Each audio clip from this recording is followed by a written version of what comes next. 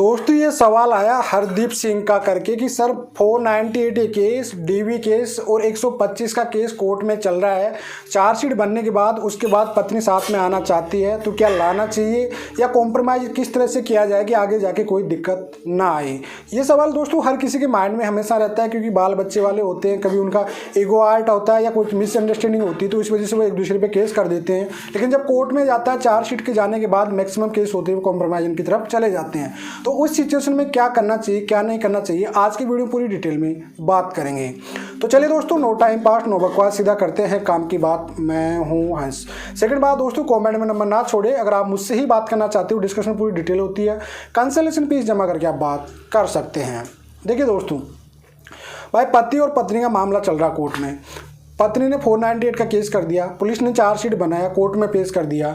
125 का case court में चल रहा है, अभी मेंटेनेंस नहीं बना। डीवी का केस चल रहा है, उसका फाइनल जजमेंट नहीं आया।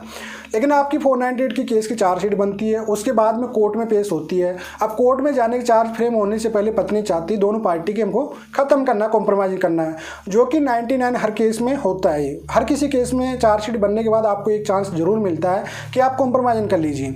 तो उस सिचुएशन में जिनके बाल बच्चे होते हैं, जो एक साथ होना चाहता है या किसी को गलती का एहसास हो जाता है, तो वह सिचुएशन में क्या होना चाहिए कि अगर आपको साथ में रहना है तो उस सिचुएशन में आपको अच्छे से उसे कॉम्प्रोमाइज़ करिए। दोनों के स्टेटमेंट लगेंगे, दोनों के एक शपथ पत्र लगते हैं जिसमें वो अपनी गलती मानता है और आप उसके लिए एक शपथ पत्र रिटर्न में देना पड़ता है जिसमें आप अपनी कंडीशन लिख सकते हैं।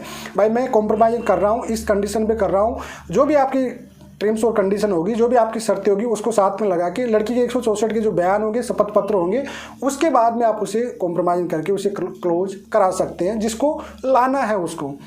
अब मान लीजिए कि दोस्तों आपको रखना ही नहीं है, लाना है उनको कॉम्प्रोमाइज़ इस तरह से। भाई दोनों का शपथ पत्र लगता है और वहाँ पे आपका शपथ पत्र में अपनी कंडीशन रखिए जो कि जायज़ कंडीशन होती है। भाई ये बिना सबूतों के मुझ पर कोई केस नहीं करेगी, बार बार हरासमेंट नहीं करेगी, जो भी इंटरफेयर है, जो भी चीज़ आप उसको लिख के कॉम्प्रोमाइज़ करा सकते हो और लड़की के सिग्नेचर उसका शपथ पत्र लगा के उसे कॉम्प्रोमाइज़ करा के साथ में रख सकते हो। और उसके बाद लड़कियों को भी एहसास हो जाता है कि केस में कुछ नहीं रखा, क्योंकि मैं कई बार बोलता हूँ कि इनमें कोई फाइनल जो रिजल्ट आता है वो 0/0 ही आता है। लेकिन मान लीजिए कि आपको कॉम्प्रोमाइज़ करना नहीं है और आपको रखना ही नहीं है, तो फिर आप फाइनल तक लड़िए, ठीक है। क्योंकि ये यहाँ पे आप दोनों की डिपेंड करता है कि आपको साथ रहना नहीं रहना। कई बार क्या होता है कि पति और पत्नी इतने परेशान रहते हैं कि उनको रहना नहीं है, पति के माइंड में ये बात बैठ जाती है कि मुझे तो रखना ही नहीं, कुछ भी हो जाए चाहे। तो फिर आपको क्या करना, भैया केस को पूरा लड़ना ही पड़ेगा, क्योंकि 90% हस्बैंड केस को जीतते हैं। अब आपको केस जीतने के बाद, क्योंकि कॉम्प्रोमाइज़ हो जाता है, लेकिन अगर फास्ट ट्रैक पे आप केस चलाते हो तो जल्दी खत्म होगा, वो केस जल्दी खत्म होगा तो आपका ग्राउंड बनेगा, क्योंकि 90% हस्बैंड होते हैं वो जीतते हैं। सबको पता है 85-90% मामले होते हैं वो झूठे होते हैं।